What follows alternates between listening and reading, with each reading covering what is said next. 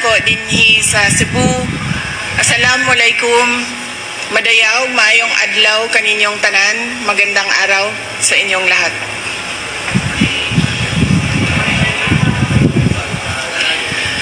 Last year, on August 2023, we successfully brought back the in-person conduct of the Palarong Pambansa in Marikina. After 4 years, our best elementary and high school student athletes were given the opportunity to once again compete and shine. Today, we signed this memorandum of agreement to pave the way for the holding of the 64th edition of the Palarong Pambansa in the Queen City of the South. Kabaw baya mo no kanang as Secretary of the Department of Education, I always live by fairness. Kay daghan sa ako ang trabaho, and because I am a politician and a secretary at the same time, daghan kaayo ang muduol sa ako og mangayo og pabor. Pananglitan kanang dunay maestra, kaila sa mayor, kaila sa barangay captain, nga muduol sa ako moingon nga pwede ba ni nga kini ang ato ang i-hire. Moingon biya gyud kog dili ana. Kay moingon dayon ko sa rason, ay uban mamalain kay tungod ang kultura nato sa Pilipinas, padrino mangyud na no, kanang wa pa naanad sa ako pero ang uba makasabot dayon sila. Moingon dayon ko ana, I just want to be fair to everyone. Kay nganuman ang uban sa ilaha din ha, di man na sila makaduol sa ako kay di man na sila amigo og barangay captain, nakaila sa og mayor. So anak ko, dito na lang ka sa division, dito ka sa region, paningkamutan nimo nga masulod ka og ma-hire ka. Pag pili namo sa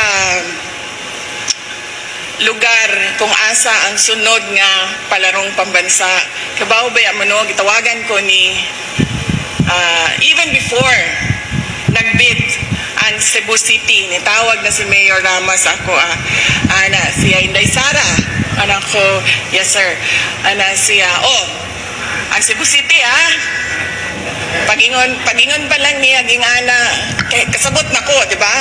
Nagtako biya ako sa politika, kasabot na dayon ko ingon siya Cebu City.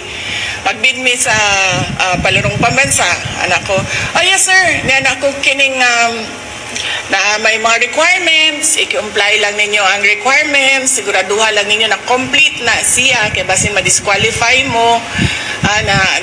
Nagtanaw mi do na po yung mga duha pa ka lugar nga nagbid. So while the process of the evaluation and assessment was ongoing, nanawag si Governor Gwen Garcia. Ana siya sa kwao, Inday Sara anak ko, yes Gov.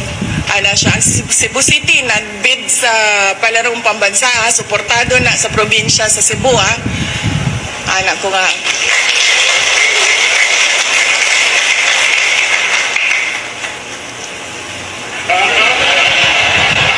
Suportado ni Gov ang Palarong Pambansa, si Mayor Rama Dili.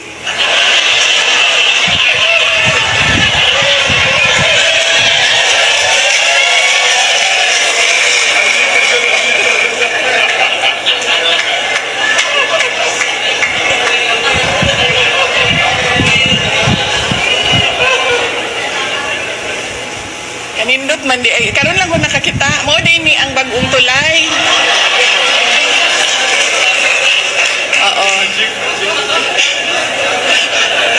Suportado na siya sa probinsya sa Cebu ang Palarong Pambansa na si Gov. Yan ako Gov kanang ang amuamangong agreements with the Department of Education dito gid na sa local government unit kung kinsa ang nidaog sa bidding o kinsa ang nibid.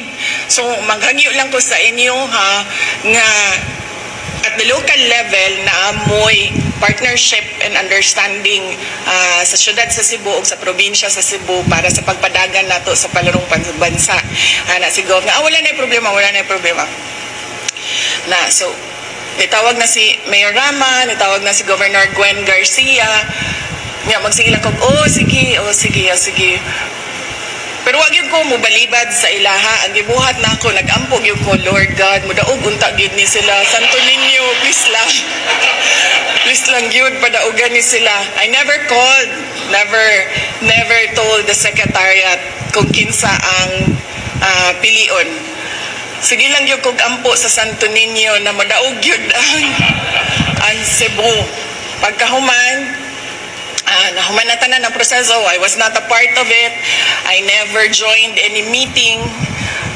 Nangotanak ko, kinsa may nidaog nga sa Cebu. Ay, nakaanak ko, ay salamat Lord.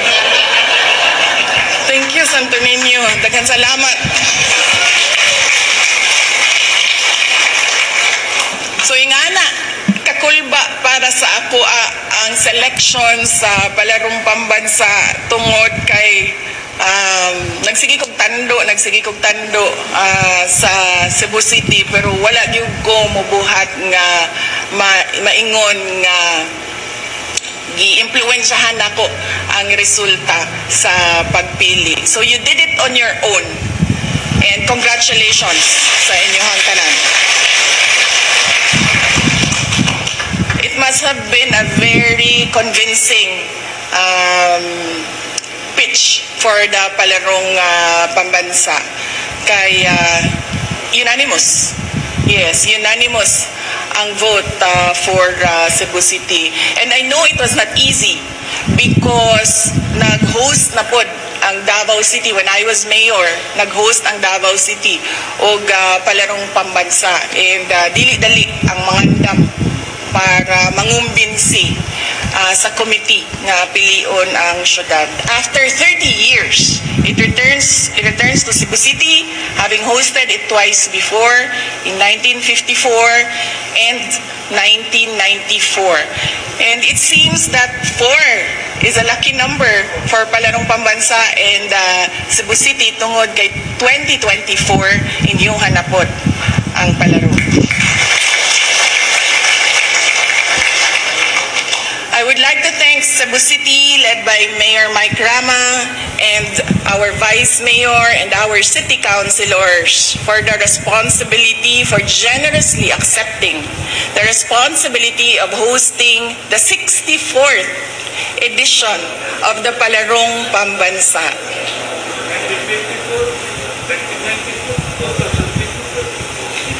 Yeah, quadruple 4, no? The unique character and vaunted hospitality of Cebu City will make this year's Palaro even more memorable for all our student athletes. Today, as we gather here, we affirm our unwavering dedication to strengthening our support for young athletes. Our primary goal is to equip them with the necessary tools to nurture discipline, resilience, and the indomitable spirit required to pursue their athletic passions. Our collective mission is to empower them on their path to achieving professional excellence in the realm of sports. Furthermore, the Memorandum of Agreement between the Department of Education and the local government of Cebu City underscores our shared commitment to creating the optimal environment for our young athletes to interact, to compete, and to excel. This commitment extends to promoting their physical, intellectual, and social well-being. The Palarong Pambansa is an integral part of our efforts to strengthen our grassroots sports programs, granting various opportunities for sports-inclined youth and exposing them to real-life experiences in their chosen sports. I wholeheartedly believe that Cebu City, in fact, very excited that Cebu City will ensure a well-secured and world-class venue for our learners to showcase their abilities and will guarantee a memorable palaro for all the delegates. On another level, each edition of the Palarong Pambansa provides the opportunity to strengthen the collaboration between the Department of Education, the local government units, as well as other national government agencies to holistically develop the matatag learners. Let us work together to provide the best avenue for our Filipino young athletes to showcase their talents, determination, resiliency, and love for sports and our country. Mga kababayan, patuloy po tayo maging matatag tungo sa pagtaguyod ng isang bansang makabata at mga batang makabansa. Ang lahat po ng ginagawa natin ay para sa Diyos, sa bayan at sa pamilyang Pilipino.